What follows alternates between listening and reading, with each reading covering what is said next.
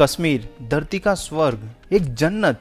लेकिन ऐसा क्या है कि लोग 2 बार सोचते हैं यहाँ आने से पहले। इस वीडियो में हम कश्मीर के कुछ मोस्ट पॉपुलर प्लेसेस को विजिट करेंगे, ट्रांसपोर्टेशन, होटल्स, फूड्स के एक्सपेंसेस के बारे में भी डिस्कस करेंगे और कुछ स्कैम्स के बारे में भी बात करेंगे। एक गारंटी मैं आपको जरूर दूंगा, अगर आप ये वीडियो कंप्लीट देख लोगे तो आप अपनी कश्मीर की ट्रिप बहुत ही बेहतर तरीके से प्लान कर पाओगे।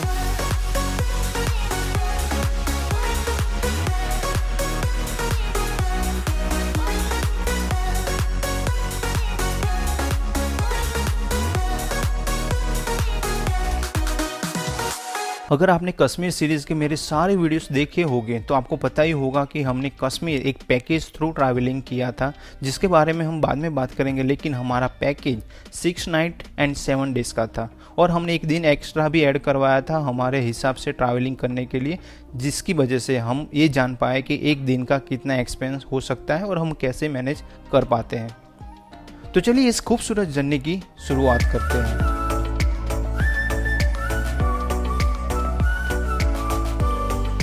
First week of June 2022 Ahmedabad से बाय राजधानी एक्सप्रेस हम दिल्ली पहुंचे, जिसकी टिकट पर पर्सन करीबन 2400 रुपये थी। दिल्ली से मेट्रो थ्रू एयरपोर्ट टर्मिनल 3 पहुंचे, जिसकी टिकट 60 रुपीज़ थी। दिल्ली से 4 बजे हमारी एयर एशिया की फ़्लाइट थी, जिसने हमें 1.5 घंटे में श्रीनगर एयरपोर्ट पहुंचा दिया था।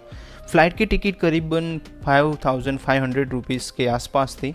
अगर आप दिल्ली से श्रीनगर बाय ट्रेन जाना चाहते हो तो आपको दिल्ली से पहले जम्मू तवी और वहां से बनिहाल जाना पड़ेगा और बाद में आप पब्लिक प्राइवेट ट्रांसपोर्ट यूज़ करके श्रीनगर पहुंच सकते हो। दिल्ली से श्रीनगर की बस भी एवरीडे चलती है, जिसका चार्ज ऑलमोस्ट 2000 या 2200 रुपये के आसपास होता है, जिसमें 20 घंटे का टाइम लग सकता है। श्रीनगर में डल लेक के आसपास बहुत सारी होटल्स अवेलेबल है, जिसमें अच्छी होटल आपको 2000 या 2500 के आसपास ज़रूर मिल जाएगी। लेकिन अगर आप JKTDC through online hotel booking करवाओगे तो उसमें आपको 1800 रुपये से प्राइस रेंज स्टार्ट होती है, जिसकी लिंक मैंने वीडियो के डिस्क्रिप्शन में दे दी है। मेरा सुझाव है कि अगर आप 1-2 महीने पहले कश्मीर ट्रिप प्लान कर रहे हो तो JKTDC सबसे बेस्ट ऑप्शन है, क्योंकि उसकी प्राइस हर सीज़न में सेम ही रहती है। 4 जून शाम के टाइम पे हम श्रीनगर पहुंच चुके थे। डल लेक के घाट नंबर 6 के सामने हमारी होटल सनशाइन, जो हमारे पैकेज के अकॉर्डिंग अच्छी नहीं थी, हमें रूम की क्वालिटी बिल्कुल पसंद नहीं आई। बाद में डिनर के लिए हमें दूसरी होटल जाना पड़ता था, जो बहुत ही बड़ा सदमा था हमारे लिए। लेकिन ये तो होना ही था, हमने अजय मोदी का जो पैकेज बुक करवाया था वहाँ पर भी थोड़े बहुत प्रॉब्लम हुए, लेकिन वो सब मैं यहाँ बात नहीं करना चाहता, क्योंकि इतनी खूबसूरत जगह पर हम अच्छी बात करते हुए कश्मीर की कश्मीरियत को एंजॉय करेंगे। नेक्स्ट डे 5 जून को हम ब्रेकफास्ट करने के बाद गुलमर्ग जाने के लिए निकल चुके थे। कैब का अरेंजमेंट हमारे पैकेज थ्रू ही था, ऐसे भी फैमिली के साथ ट्रैवल कर रहे थे और ज़्यादा स्ट्रगल ना करना पड़े, इसीलिए हमने पैकेज बुक करवाया था। श्रीनगर से गुलमर्ग का डिस्टेंस करीबन 50 किलोमीटर है, जिसमें 1.5 घंटे जितना टाइम लग सकता है। गुलमर्ग जाते हुए रास्ते में टंगमर्ग से पहले 5 मिनट का हमने ब्रेक लिया फोटोग्राफी के लिए, और यहाँ से हमने कुछ बहुत ही खूबसूरत नज़ारे को एंजॉय किया। टंगमर्ग में आपको स्नो एक्टिविटी के इक्विपमेंट लेने के लिए फोर्स किया जाएगा, जैसे कि गन, शूज़, जैकेट एक्सेट्रा। लेकिन अगर आप समर में ट्रैवलिंग कर रहे हो तो मेरे हिसाब से उसकी कोई ज़रूरत नहीं। गुलमर्ग में टैक्सी स्टैंड पर आपको छोड़ा जाएगा, वहाँ से सिर्फ 10 से 15 मिनट का वॉकिंग डिस्टेंस है गोंडोला के लिए। अगर आप हॉर्स राइड थ्रू फेस 1 जाना चाहते हो तो आपको बहुत सारी बार्गेनिंग करनी पड़ेगी। आपको 2000 या 3000 भी कहेंगे, लेकिन आपको 500 रुपये के आसपास ही बार्गेनिंग करनी है। गुलमर्ग में गोंडोला राइड की टिकट बुक आपको एटलीस्ट 1 मंथ पहले ऑनलाइन करवा लेनी चाहिए, क्योंकि बाद में शायद ऐसा भी हो सकता है कि आपको टिकट ना भी मिले। गोंडोला टिकट बुकिंग लिंक मैंने वीडियो के डिस्क्रिप्शन में दे दी है। गोंडोला राइड के लिए बहुत ही भीड़ होती है, तो आपको जितना जल्दी हो सके यहाँ पहुँच जाना चाहिए। अगर आप सुबह 9 बजे से पहले यहाँ पहुँच जाते हो तो आप ज़्यादा एंजॉय कर पाओगे। गोंडोला राइड करते हुए हम फेस 1 पहुँच चुके थे, वहाँ हमने काफ़ी एंजॉय किया, बहुत सारी फोटोग्राफी भी की। हमारी फेस 2 की टिकट नहीं हुई थी, और वैसे भी हमारे पास छोटे बच्चे थे तो हम फेस 2 जा ही नहीं पाते।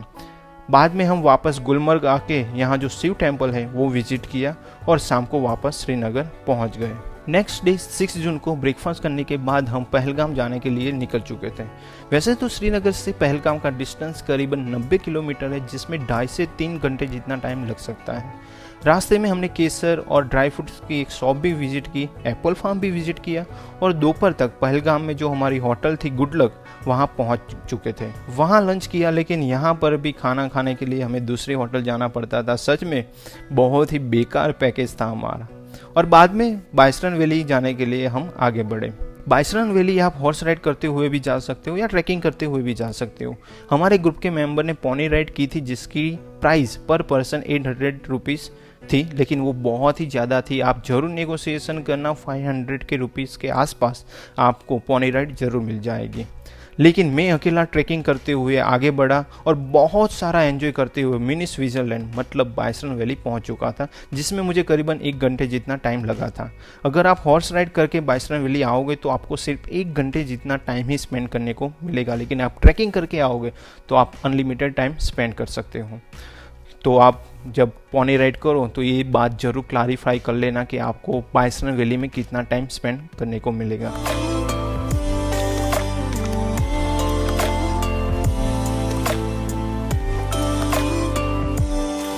नेक्स्ट डे 7 जून को हमें ABC वैली विजिट करनी थी, सो हमने hotel manager through cab book करवाई। वैसे भी यहाँ टैक्सी रेट फिक्स होता है तो आप वो कर सकते हो। तो सबसे पहले हम पहुँच गए बेताब वैली, जहाँ एंट्री टिकट पर पर्सन 100 रुपीज़ है। बेताब वैली सच में बहुत ही खूबसूरत जगह है। बेताब वैली पहले हाजन वैली या हागन वैली के नाम से जानी जाती थी, लेकिन जब सनी देओल और अमृता सिंह की मूवी बेताब के बाद लोग इसे बेताब वैली के नाम से जानने लगे। यहाँ करीबन 1 घंटे जितना टाइम स्पेंड करने के बाद हम आगे बढ़े चंदनवाड़ी की ओर। चंदनवाड़ी पवित्र अमरनाथ धाम यात्रा के लिए बेस कैम्प है और यहाँ से अमरनाथ केव का डिस्टेंस करीबन 32 किलोमीटर है। यहाँ पर एक ग्लेशियर है जो टूरिस्ट विजिट करने आते हैं। अगर आप इस जगह के बारे में और भी कुछ जानना चाहते हो तो मेरे कश्मीर सीरीज देख सकते हो। लास्ट में हमने विजिट किया आरू वैली। वैसे तो यहाँ बहुत सारे प्लेसेस है विजिट करने के लिए, लेकिन जिस टैक्सी में हम आए थे उसमें 1 घंटे का टाइम लिमिट था। तो मेरे हिसाब से अगर आप पूरे दिन का टैक्सी बुक करवाओगे तो आपको अच्छा रहेगा और सारे प्लेसेस आप बहुत ही आसानी से अच्छी तरह से विजिट कर पाओगे। सच कहूँ तो आरू वैली आपके दिल जीत लेगी, एक ऐसी खूबसूरत जगह है।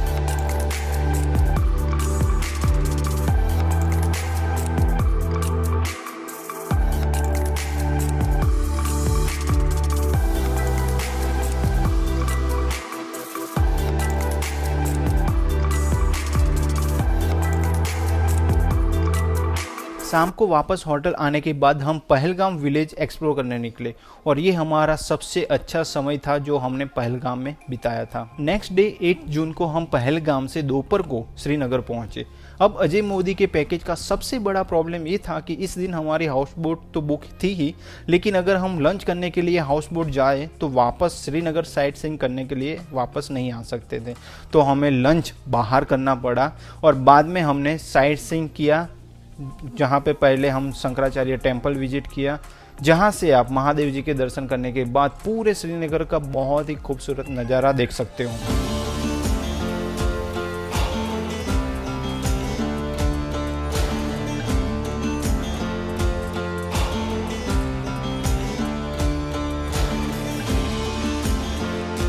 बाद में हम पहुंचे निषाद गार्डन विजिट करने, लेकिन उससे पहले हमने यहाँ पे जो शॉपिंग कॉम्प्लेक्स है वो विजिट किया, वहाँ थोड़ी शॉपिंग की और बाद में निषाद गार्डन विजिट किया, जिसकी एंट्री टिकट पर पर्सन 24 रुपीज़ थी। निषाद गार्डन बच्चों के लिए बहुत ही खूबसूरत जगह है, लेकिन बड़ों के लिए फोटोग्राफी के लिए एक परफेक्ट लोकेशन है। बाद में इवनिंग के टाइम पे हम हाउस बोट में पहुँचे। यहाँ पर भी हमें खाना खाने के लिए दूसरी ही हाउस बोट में जाना पड़ता था। सच में बहुत ही बड़ी भूल की थी हमने अजय मोदी का पैकेज लेके। नेक्स्ट डे 9 जून ब्रेकफास्ट करने के बाद हम सोनमर्ग जाने के लिए निकल चुके थे। वैसे तो श्रीनगर से सोनमर्ग का डिस्टेंस 80 किलोमीटर है, लेकिन उसमें आपको 2.5 से 3 घंटे जितना टाइम लग सकता है। सोनमर्ग में आप 2 लोकेशन विजिट कर सकते हो।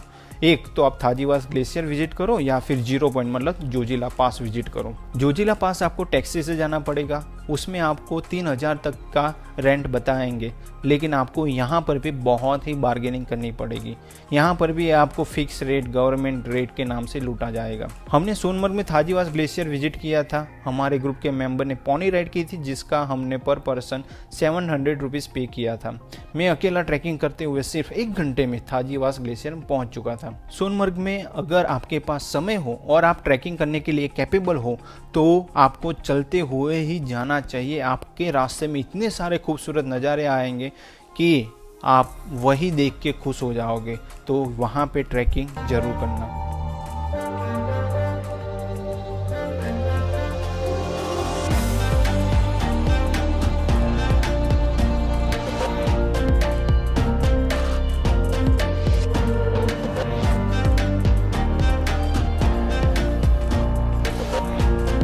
यहाँ हमें एक प्रॉब्लम हुई थी। हमारे ग्रुप के मेंबर विशाल का वॉलेट चोरी हो गया था। हमने पुलिस और लोकल की हेल्प से काफ़ी समय तक यहाँ वहाँ ढूंढते रहे, लेकिन बहुत प्रयास किया लेकिन नो रिजल्ट।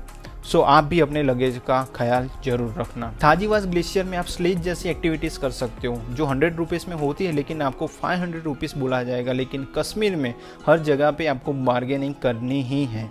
शाम को बारिश हो रही थी, सो जल्दी से हम वापस गए और श्रीनगर के लिए निकल चुके थे। नेक्स्ट डे 10 जून हमारा पैकेज का लास्ट डे था। ब्रेकफास्ट करने के बाद हमने शिकारा राइड एंजॉय की। हमें 6 व्यू पॉइंट के 2000 रुपये बताए थे, लेकिन हमने पैकेज में जो 45 मिनट्स की राइड फ्री होती है वही सिर्फ एंजॉय किया। बाद में थोड़ी इंक्वायरी करते हुए हमें पता चला कि 7 व्यू पॉइंट्स शिकारा राइड के 300 से 500 रुपीज़ में भी आप एंजॉय कर सकते हो। कश्मीर में लूटने वाले तो आपको हर जगह मिल ही जाएंगे, लेकिन हमारे पैकेज वाले अजय मोदी के एजेंट भी लूटने में कुछ कमी नहीं रख रहे थे। 12 बजे हाउस बोट से हमारा चेकआउट था, तो डल लेक के सामने जो बहुत सारी होटल्स हैं वहाँ पे हमने इंक्वायरी की। 2000 तक हमें अच्छी होटल्स भी मिल रही थी, लेकिन फैमिली के साथ में हम ट्रैवल कर रहे, इस वजह से हमने घाट नंबर 10 के सामने जो शाह अब्बास होटल है वहाँ पे 3500 में रूम बुक की।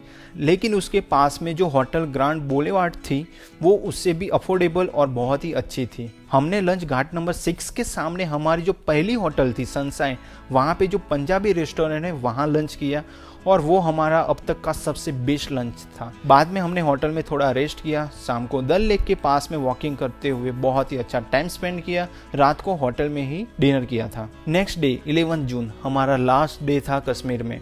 पास वाली होटल ग्रांड बोलेवार्ड में हमने ब्रेकफास्ट किया जो अफोर्डेबल और बहुत ही टेस्टी था।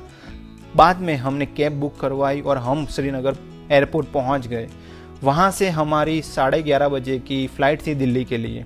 यहाँ मैं आपको एक बात ज़रूर बताना चाहूँगा, आप इस एयरपोर्ट पर 2 से 2.5 घंटे पहले ज़रूर पहुँच जाना, क्योंकि यहाँ पे भीड़ भी बहुत ज़्यादा होती है और चेकिंग भी। दिल्ली एयरपोर्ट टर्मिनल 2 पर जब हम पहुंचे तब हमारा लंच का टाइम हो चुका था, लेकिन वहां फूड कोर्ट की कोई फैसिलिटी हमें नहीं मिली। तो हम टर्मिनल 3 गए और वहां थोड़ा लंच किया और बाद में 4 बजे के आसपास हम न्यू दिल्ली रेलवे स्टेशन पहुंच चुके थे। 6:30 बजे की हमारी ट्रेन थी अहमदाबाद के लिए। कश्मीर के सुहाने मौसम में इतना सारा टाइम स्पेंड करने के बाद दिल्ली में हमें बहुत ही गर्मी लग रही थी। तो मेरा सुझाव है कि अगर पॉसिबल हो आपके लिए तो आप डायरेक्टली श्रीनगर से अपने सिटी तक की डायरेक्ट फ्लाइट ही बुक करवा लेना। नेक्स्ट डे 12 जून मॉर्निंग के 9 बजे से पहले हम अहमदाबाद पहुंच चुके थे। इस खूबसूरत जर्नी का एंड करने का बिल्कुल ही मन नहीं कर रहा था, लेकिन क्या करें, जिसकी शुरुआत है उसका अंत भी है। आई होप आपको इस वीडियो में वो सारी जानकारी मिली होगी जिसकी मदद से आप अपनी कश्मीर ट्रिप को और भी बेहतर तरीके से प्लान कर पाओगे। अगर आपके पास और भी कुछ क्वेश्चन है तो वो आप मुझे कमेंट सेक्शन में बता सकते हो या फिर इंस्टाग्राम में पूछ सकते हो। तो चलिए मिलते हैं एक और नए वीडियो में एक और नई खूबसूरत जगह के साथ। तब तक अपना ख्याल रखिए and save nature, save water, take care, bye bye. Thank you for watching this video and do not forget to like, comment, share and subscribe to our channel.